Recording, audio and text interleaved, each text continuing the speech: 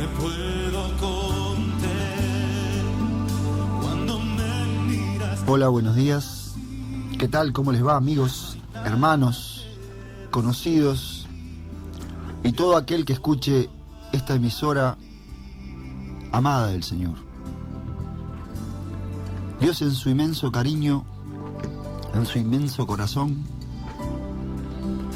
nos tiene a todos y a cada uno de sus criaturas en lo más íntimo de su ser.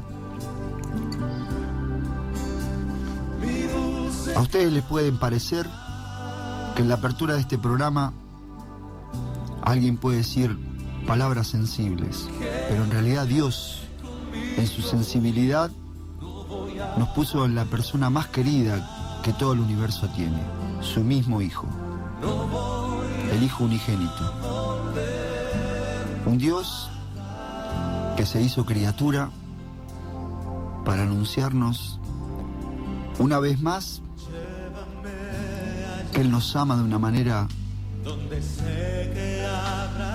que de otra manera no puede describirlo.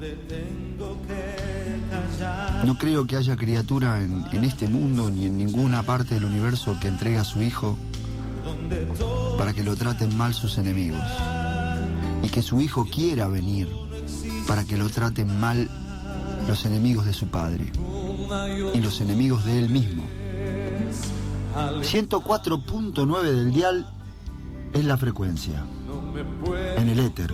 Después nos retransmiten y nos comunicamos por infinidad. Bueno, no infinidad, no. Es finito, más o menos. Pero 104.9 del dial de la frecuencia modulada FM es por donde inicialmente nos conectamos. Vos prendés tu receptor, nosotros hablamos por algo que se llama micrófono y un cablecito, y ahora, no sé, infinidad de cosas más que yo no puedo describir, por eso las nombro como infinitas. Pero cadena JCB, Jesucristo bendice, retransmite en especial FM 97.3 Benito Juárez, Argentina, 92.1 San Clemente del Tuyú, por la amplitud modulada en Zorobabel 1540 Monte Grande. Recibe la diferente grilla de estos programas por www.radiojcb.com.ar. Nos escuchamos por la internet. Llamanos al 42640686. Llamanos 42640686. Bueno, hoy estoy no solo, porque me acompañan mis hermanos Jan. Hola, Jan. Buen día, feliz sábado. A él no le gusta mucho el micrófono, pero hace una tarea que yo no la podría hacer, que es la computación y todo lo que tenga que ver con la internet. El clima de trabajo es óptimo. Andrés lo disfruta junto con mi persona, porque nos divertimos mucho haciendo esto, y encima tenemos el privilegio de hablar de nuestro Señor Jesucristo. Andrés, gracias por estar ahí atrás del vidrio, operando, haciendo que este programa y el resto de los programas de la grilla salgan al aire. Hola, buenos días, ¿cómo le va? Despiértese. 8:14 con 24 segundos de la mañana. Aquí estamos con el matecito, algún desayuno para tenernos en pie. Y como les decía al abrir el programa, el corazón del Señor siempre inclinado hacia los creadores, hacia los que lo necesitamos. Bueno, como saben, Raúl no está entre nosotros, y si no lo saben, sépanlo. Raúl Ibáñez, a quien yo llamo el escriba, nuestro erudito en los escritos, él siempre está estudiando, pero hoy anda con sus nietos, su esposa, disfrutando por allá por las tierras de Villa Gesell, en la costa atlántica. Néstor, te mandamos un saludo, nuestro hermano Néstor Noguera, que también está en el programa. Le mandamos un saludo a Johnny y a todos aquellos que ayudan y colaboran con nuestro programa. Vamos a abrir esta meditación. Tengan sus Biblias a mano. Saben que nuestro consejo siempre es que tengan la escritura, porque lo que yo digo, leo palabra de Dios escrita, pero en realidad todas mis opiniones son subjetivas. Lo que Dios me ha dado a conocer de Él, eso es lo que hablo. Cada hombre que habla de Jesucristo es un testigo de Jesucristo porque él ha tenido experiencias en su vida de pecador, de la bendición o las bendiciones del Señor. Y eso le trae alegría a su corazón porque seguramente, casi ciertamente, han sido aflicciones, angustias, o a veces solamente la compañía del Señor. Porque cada hombre, cada criatura está sola en sus decisiones cada vez que las toma. Y esto reflexionalo y vas a ver que es así. Vos estás solo que no te das cuenta. Te parece que tenés a tu esposa, a tus amigos, y en realidad en las decisiones siempre uno está solo. Por eso en la intimidad aparece el Salvador, nuestro Señor Jesucristo, en la persona del Consolador, del Espíritu Santo, para decirnos que sí, que somos pecadores, que no tenemos salvación, pero Dios ha provisto de tal manera un Salvador, que en Él están completas todas las cosas. Todas las cosas son y fueron hechas nuevas. Todo lo que Adán destruyó en el Edén es hecho nuevo, de tal manera que es perfecto en Jesús. Vamos a andar por el libro de Marcos. Marcos capítulo 7. Si ustedes me acompañan con sus Biblias, vamos a ir leyendo. En Marcos capítulo 7, el Señor Jesús está con sus discípulos en Jerusalén. Qué rico mate. Está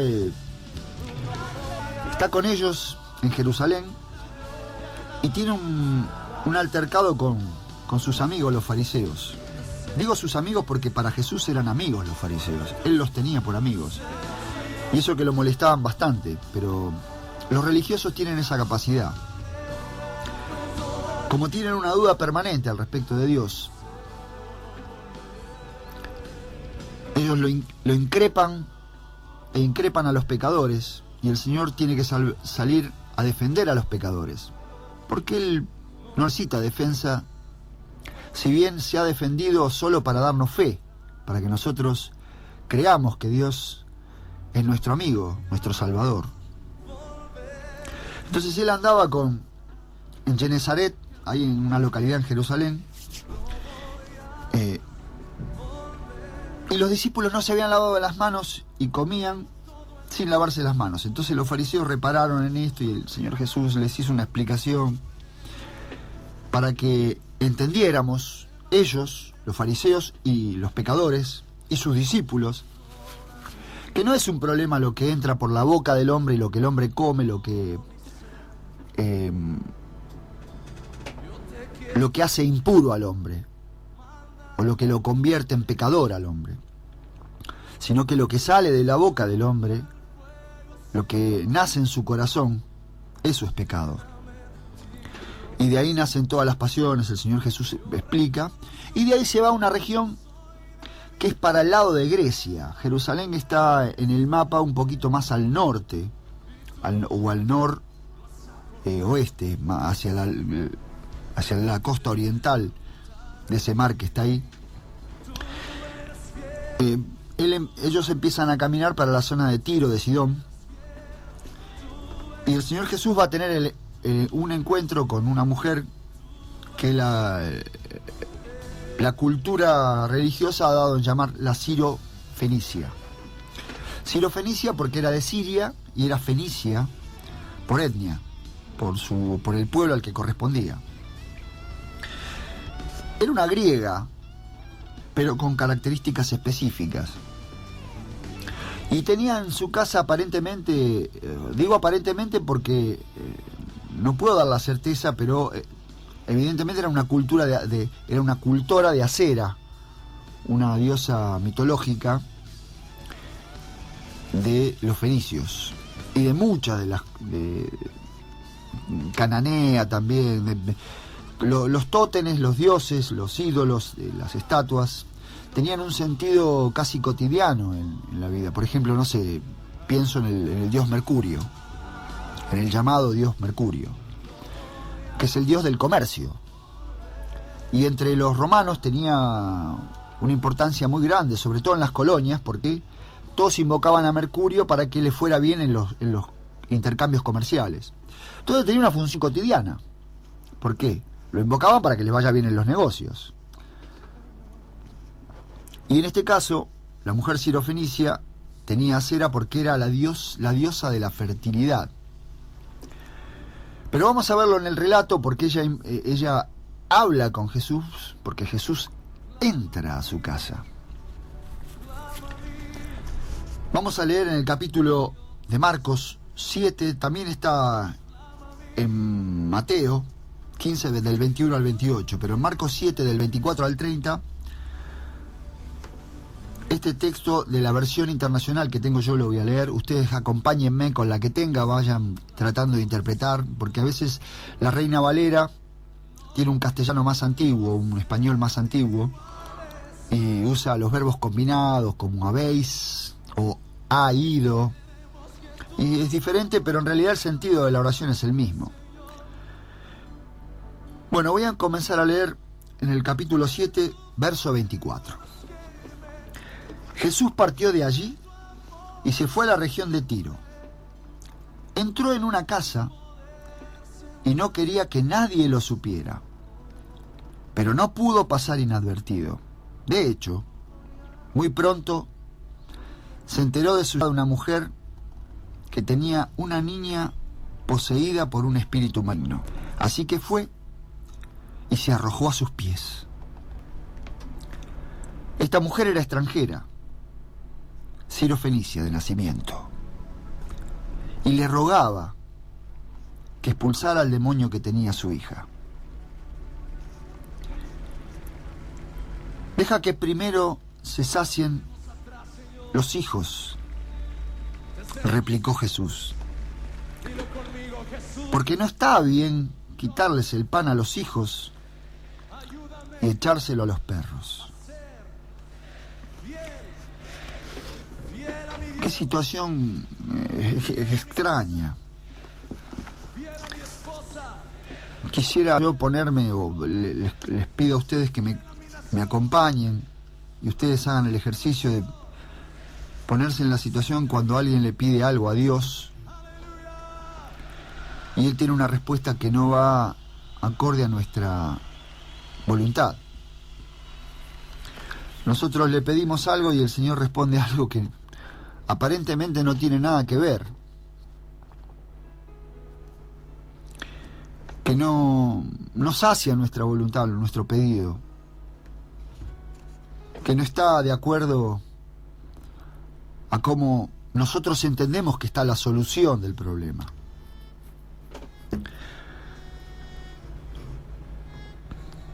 Y mi pregunta es que ¿Dios es alguien que ha venido a torturarnos, a angustiarnos?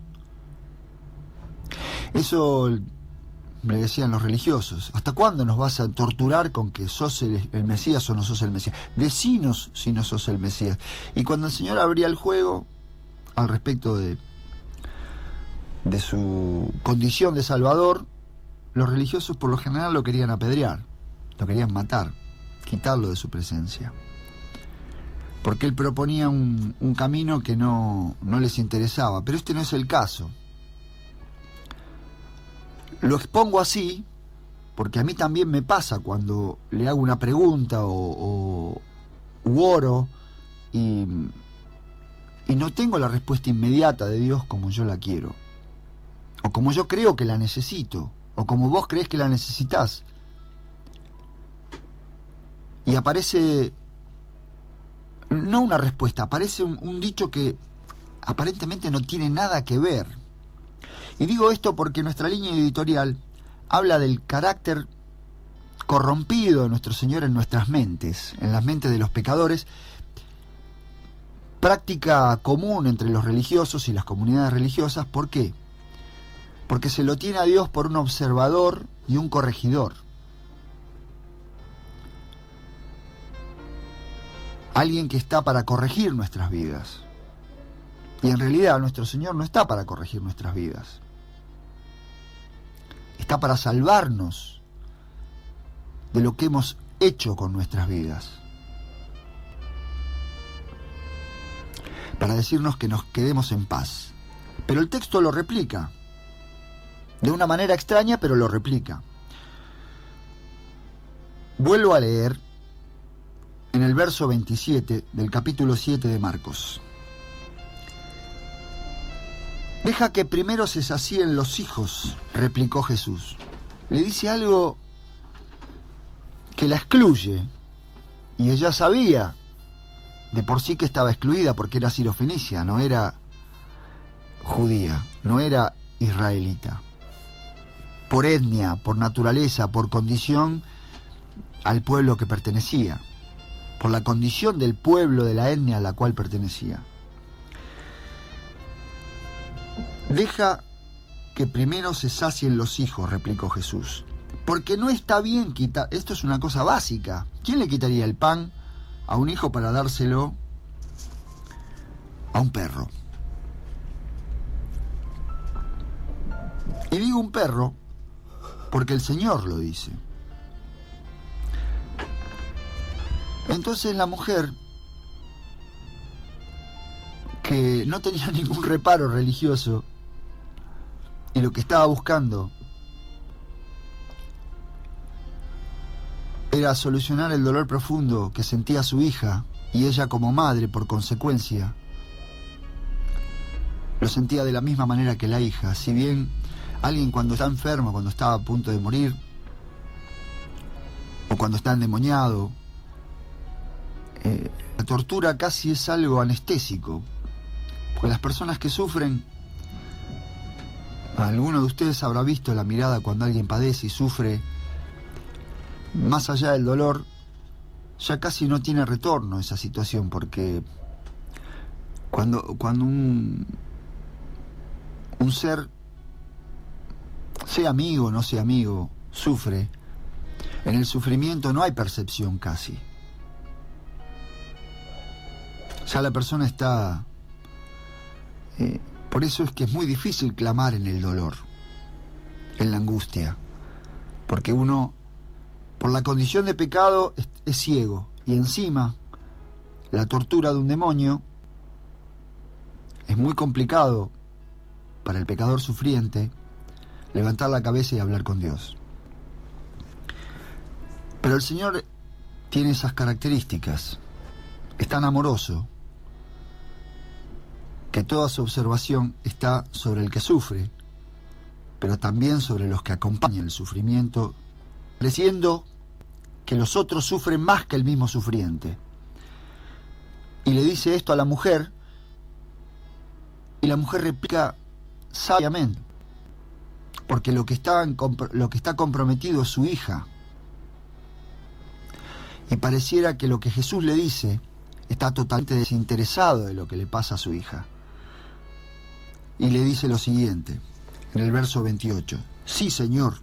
Con respeto le dice, lo trata como Señor, le dice, sí, Señor, tenés razón. Diríamos, sí, está bien, usted tiene razón, Jesús, respondió la mujer. Pero hasta los perros comen debajo de la mesa las migas que dejan los hijos. Jesús le dijo, por haberme respondido así, puedes irte tranquila. El demonio ha salido de tu hija.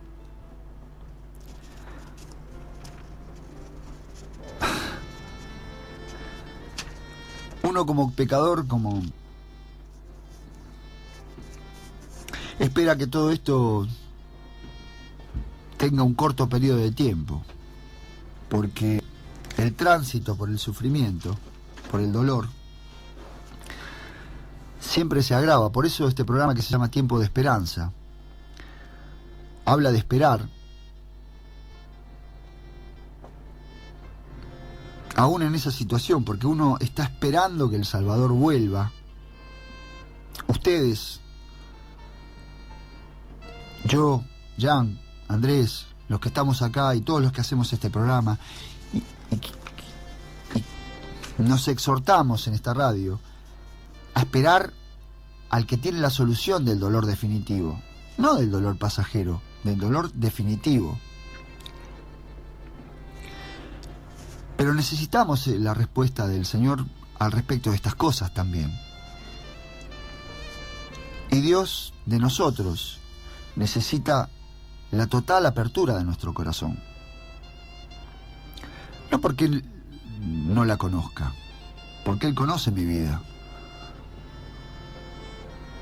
conoce mis intenciones, conoce mi corazón, conoce lo que quiero. Hoy hablábamos con mi hermano Jan antes de abrir el micrófono cómo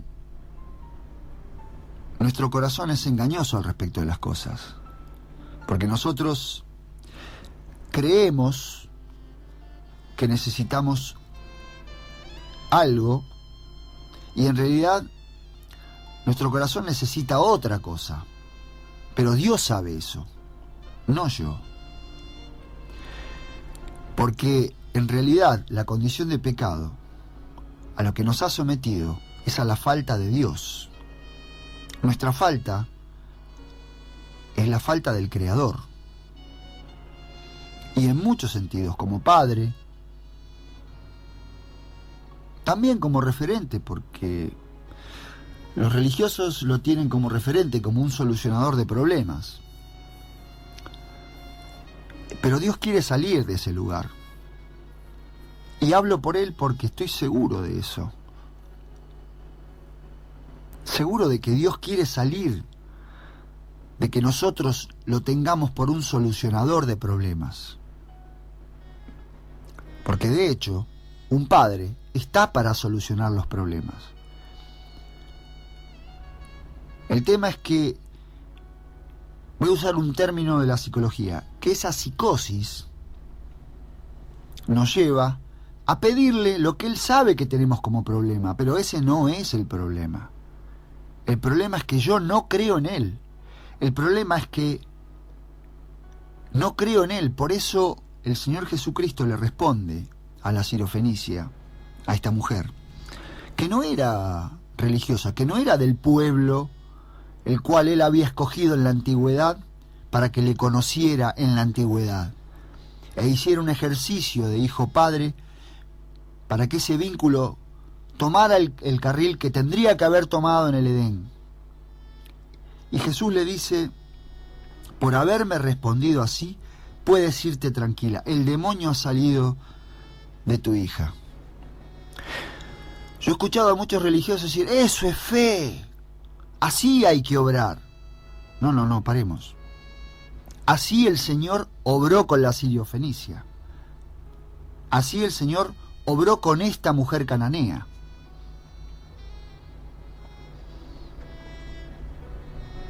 Ahora, conmigo tiene otra fórmula. Conmigo aplica otra propuesta. Me propone, se propone y me propone disciplinarme de otra manera. Yo no lo sé. Sí, yo no lo sé porque los pecadores somos ciegos.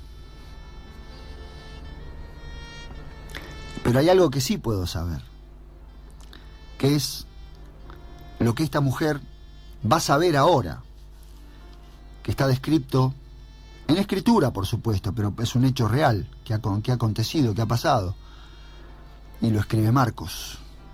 En el 30 dice: cuando ella llegó a su casa, encontró a la niña acostada en la cama y el demonio ya había salido de ella.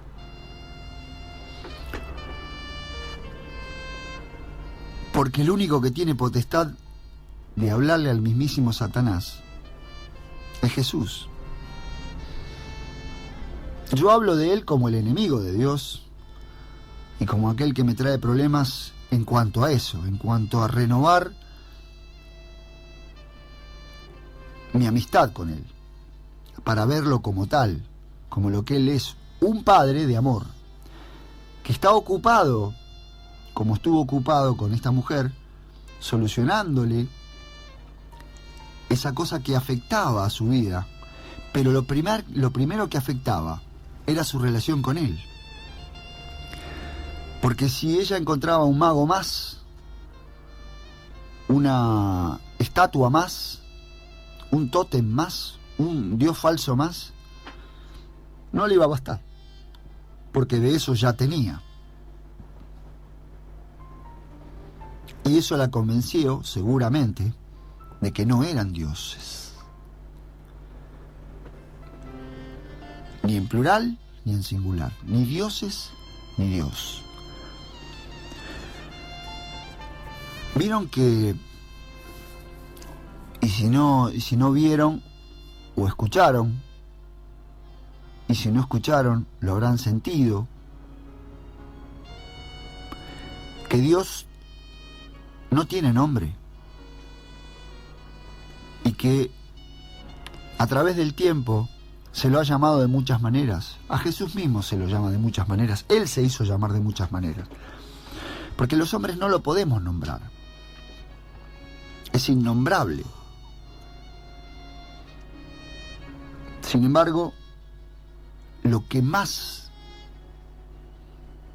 en lo particular, y esto es subjetivo, esto es una apreciación personal, lo que más me ha llamado la atención de Dios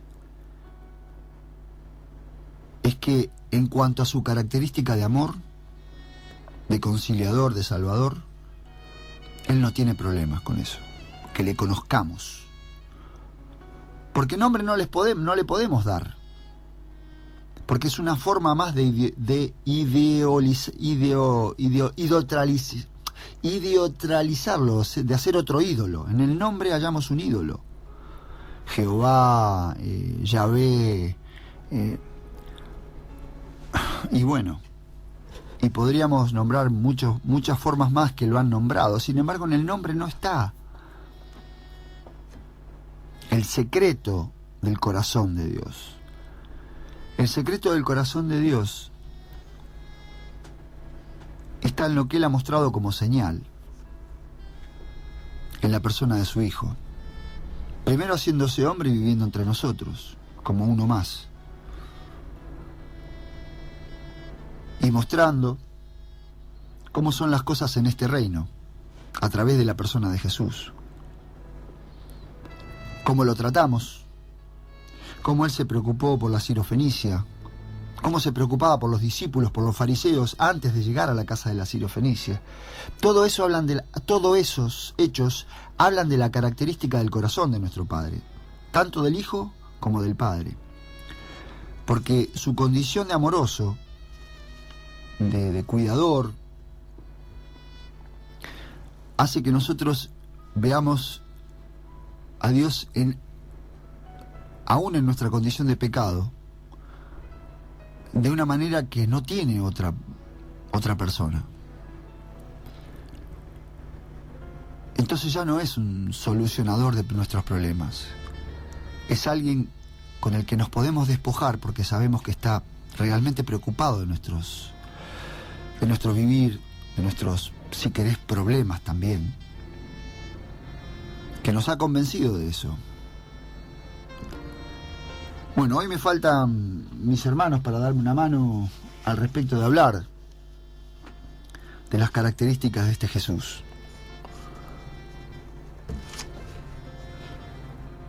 El Señor ha transitado esta tierra y lo ha hecho en carne porque es la manera más demostrativa para estar entre nosotros. Porque uno, cuando está solo, reflexiona sobre sus propias cuestiones. Pero cuando tiene la referencia de un tercero, en el otro se completa. No sé qué habrán sentido los discípulos después de que el Señor ascendió y quedaron meditando cómo era la completud de ellos en la persona de Cristo, porque Cristo también se presentó como un hermano. Además de empezar diciendo que el reino de Dios se había acercado a nosotros. ¿Por qué el reino? Porque Él es el Rey. Y su transcurso sobre la tierra fue mostrando que el reino de este mundo lo trató hasta matarlo. Lo trató tan mal hasta llevarlo hasta la muerte. Y podríamos pensar en términos materiales, porque al mundo se le escapaba conspirativamente todo lo que el mundo tenía armado para sus súbditos. Vieron que los gobernantes... No tenía ganas de hablar de los gobernantes, pero vieron que los gobernantes... Vos los mirás y cuando hablan decís, mamita, qué mentiroso que todo este tipo. No puede ser. Y lo peor es que ellos creen que te dicen la verdad. Pero vos te das cuenta que es hipócrita. Por eso la relación con Jesús y los de su tiempo era tan empática y lo seguían, porque el Señor no hablaba en potencial, no decía porque los vamos a salir y ustedes hagan el... No, el Señor iba, pum, metía la mano. Si había un problema puntual como con la Sirio-Fenicia, le decía, mirá, no, acá el tema es así. ¿Por qué? Porque la empatía tiene que ser personal. Yo tengo la certeza de que la Sirio-Fenicia nunca más volvió a recurrir a cera, porque ya había tenido comunión con Dios. Y si intentó volver, el Señor la volvió a traer al Salvador por su condición de pecado. Porque solo la carita de la nena endemoniada, ese recuerdo, la volvía a llevar al límite del Seol, de la muerte. Porque en Dios todo en Dios, los 10 mandamientos, la persona de Jesucristo, mi condición de pecado, todo eso en Dios es algo. Fuera de Dios es nada más que pecado, es muerte, es Seol, es nada, es soledad. Es nada. Y la nada es nada. Parece redundante lo que digo, pero la nada es nada. Yo lo transformo a cosas cotidianas, qué sé yo, nunca más andar con mis amigos, nunca más tomar un mate, nunca más tocar a mi esposa, nunca más hablar con mi hijo, con mi nuera.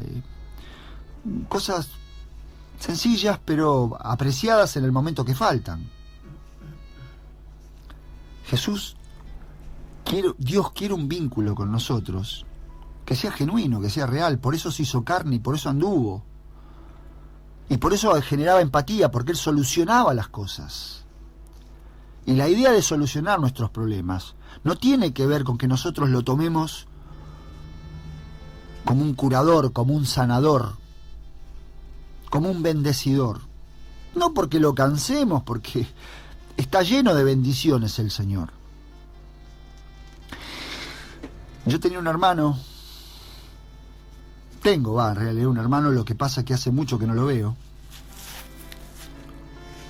Y no conozco de su suerte actual, sí conozco de su suerte eterna, en Cristo. Que él me decía, la mayoría de los religiosos lo toman a Jesús como un huevo que da vueltas y tiene 1 o 2 pelos. Entonces cuando ese pelo pasa te tenés que agarrar y hacer todo el esfuerzo posible por no soltarte, porque a lo sumo tendrá 1 o 2 pelos más del cual te podés aferrar. Y no te sueltes porque caes al abismo. Los religiosos en el cristianismo lo plantean así a Dios. Y Dios es el león de Judá, me decía. La cabeza del león está llena de pelo. Del que te agarres, tenés miles más de donde agarrarte. Es una máquina de bendecir, Dios. Es una multiplicidad de estrellas. Es indescriptible la bondad del Señor. Y si te llegás a caer, entre sus fauces te te levanta y te vuelve a colocar en su cabeza. Pero la propuesta de muchos de mis hermanos es que Dios sea alguien a quien le tenemos que pedir y convencerlo, suplicarle, seamos muchos suplicándole. Y la verdad, hermanos, tener a Dios de esa manera no es conveniente para nosotros, para nuestro entendimiento, porque el Señor dice, está bien, esa respuesta esperaba. Que estés tranquilo con que yo manejo a los demonios, con que yo manejo tus problemas, con que yo no solo soy tu salvador, tu reparador, sino además que me hago cargo de tus pecados, aquellos que cometiste, yo los reparo, porque soy tu salvador, no porque soy tu reparador. Porque este cuerpo de pecado, el de Walter Darío Buceta, no necesita un reparador. Necesita un sustituto, alguien que se presente a Dios sin falla en los 10 mandamientos. Que guarde el sábado, no como yo lo estoy guardando hoy, en mi memoria, porque hoy es sábado y Dios creó el mundo en 6 días y el séptimo descansó. Sino porque Jesús es la esencia del mismo sábado, es el descanso eterno. Y lo que quiere el Señor es que nosotros veamos a Jesús como aquel que vuelve para nuestro descanso eterno. Y que vos, yo y los que estamos aquí, y aquellos que creen en Cristo, lo tengamos por un Salvador completo, no por un reparador, no por alguien que me haga, porque tengo mal un riñón, me quite un riñón y me ponga otro. Sí, es posible, pero yo necesito otro cuerpo. Por eso el Señor, antes de la sirofenicia, le dice a los fariseos, no es lo que entra a la boca del hombre lo que corrompe al hombre, sino lo que sale de él. Todo pensamiento del hombre es pecado. Ahora ustedes dirán, ¿no tengo solución? Sí tengo solución. En Cristo todo lo puedo. ¿Por qué? Porque Él es todo. Él es quien se portó frente a los hombres sin abrir su boca. Él es quien se portó de la manera que había que portarse ante la muerte. Y ante la muerte eterna, no ante la muerte, ante lo que nosotros conocemos como sueño de la muerte. Los invito a Isaías 53. El otro día lo leía con una amiga que hice, con Teresita, una señora que es de Balcarce, y ella me decía, Isaías 53, Isaías, así como hablan los viejitos, Isaías 53, nunca lo leí eso, ¿no? ¿Qué dice ahí? Bueno, le decía yo, vaya, sacó su Biblia católica, vieron que las Biblias católicas tienen un montón de apócrifos, escritos apócrifos. Yo dije, bueno, capaz que acá no está, dije, pero no estaba enterito.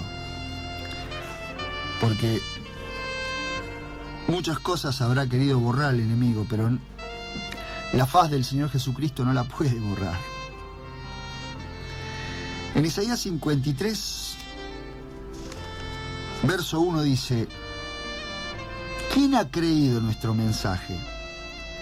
¿Y a quién se le ha revelado el poder del Señor? Bueno, a la Sirio-Fenicia se le reveló el poder del Señor. A mí también, y a vos también. Entonces nos dice cómo se nos reveló a toda la humanidad y al universo. A los ángeles no caídos se les reveló la faz del Señor. Porque es un convenio hecho entre Padre e Hijo que es inalterable. Es el nuevo pacto. En realidad es el pacto eterno, pero nuevo pacto porque el otro día me reía porque esta hermana en Cristo que encontré ahora, Teresita, una viejita de 82 años, me decía, me contaba un chiste, ¿sabes, Andrés? Me dice, sí, se encontró Moisés, dice, con un hombre y le decía, dice, qué bárbaro, dice, tengo problemas con mi hijo, dice, yo no lo puedo convencer de que Dios es bueno, que esto, que lo otro, y discutía. Dice, ¿usted tuvo problemas con su hijo? Sí, dice, yo tuve problemas con mi hijo. Yo también tengo problemas con mis hijos, le dice. Ajá, ¿y cuál es el problema? Tuve que escribir un Nuevo Testamento. Porque el Viejo Testamento no les servía. Y en Jesús está el Nuevo Pacto, es el Nuevo Testamento.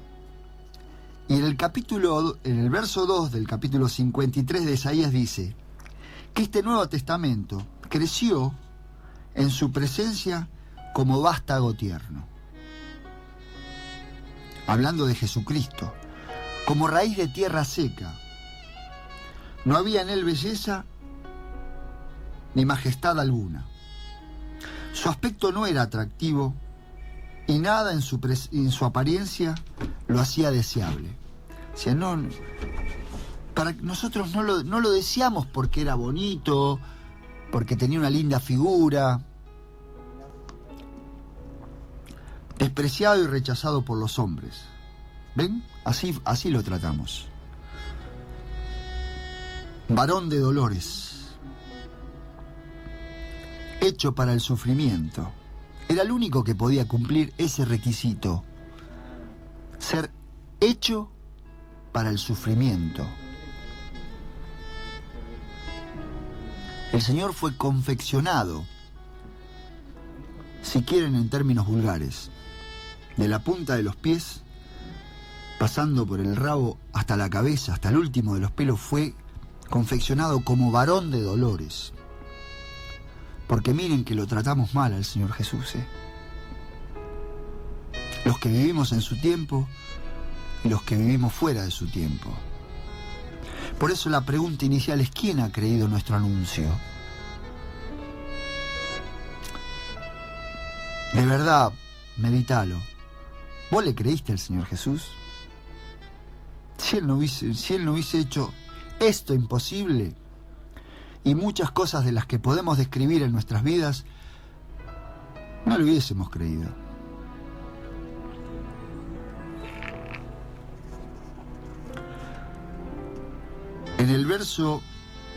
En la mitad del verso 3 dice: todos evitaban mirarlo.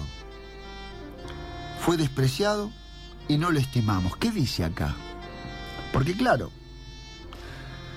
cuando nos trató bien el Señor Jesús, lo miramos.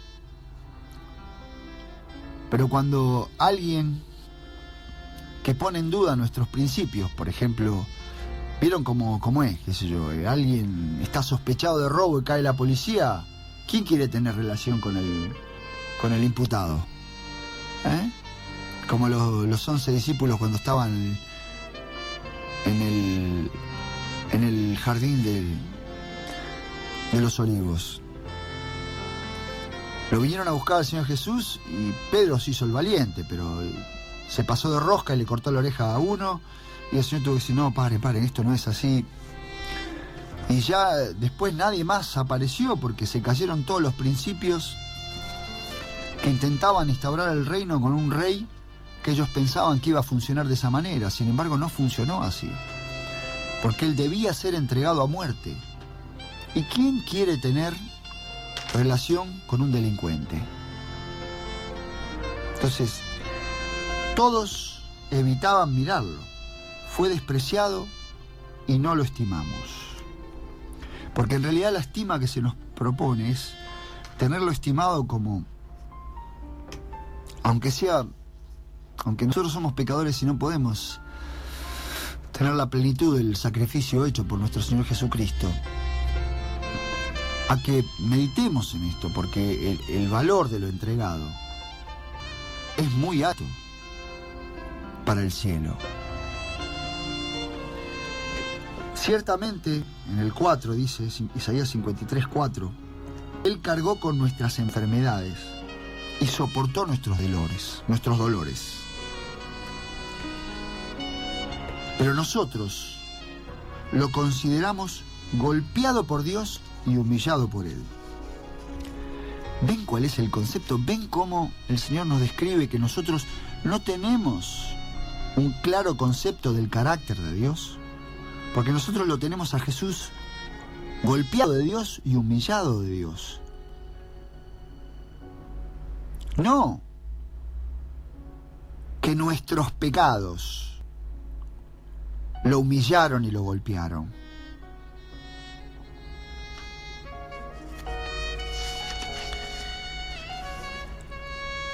En el 5 dice, Él fue traspasado por nuestras rebeliones y molido por nuestras iniquidades. Sobre Él recayó el castigo, el precio de nuestra paz. Y gracias a sus heridas fuimos sanados. Todos andábamos perdidos como ovejas. Cada uno seguía su propio camino, pero el Señor hizo recaer sobre Él la iniquidad de todos nosotros. Esto es hermoso porque ¿qué sentido tiene la soledad para un hombre? Sí, a mí me gusta estar solo, pero me completo en mi hermano, en mi esposa, en mi hijo, en mis amigos. Yo soy en ellos. Porque me gusta cuando, vieron que es lindo cuando uno le dicen, che, Walter, qué macanudo, qué lindo, qué bien que hiciste esto, qué bien que hiciste aquello. O qué bueno, me pasás a buscar, bueno, vení. O mirá, vamos para allá, che, qué bueno, qué buen trabajo qué bien que te quedó aquello. Mirá, te pago el trabajo que me hiciste, que disfrutes la plata. En eso, el ser no existe, el ser individual no existe. No tiene ningún sentido vivir para sí mismo. Por eso, la exclamación de Dios en el libro de Santiago para los ricos es tan poderosa y supuestamente inclemente. Porque aullar ricos es que sea. Porque creen que las riquezas materiales, por supuesto, está su cereza. Aún porque la sangre del salario de los obreros que robaron va a ser clamada de sus cabezas. Si alguien quiere una frase revolucionaria, ahí la tiene. Pero hay que esperar, porque el Señor dice que de Él es la venganza. Ese es mi deseo. Me cuesta entender que Dios es castigador. En realidad, cada hombre recibirá lo que ha sembrado para sí mismo.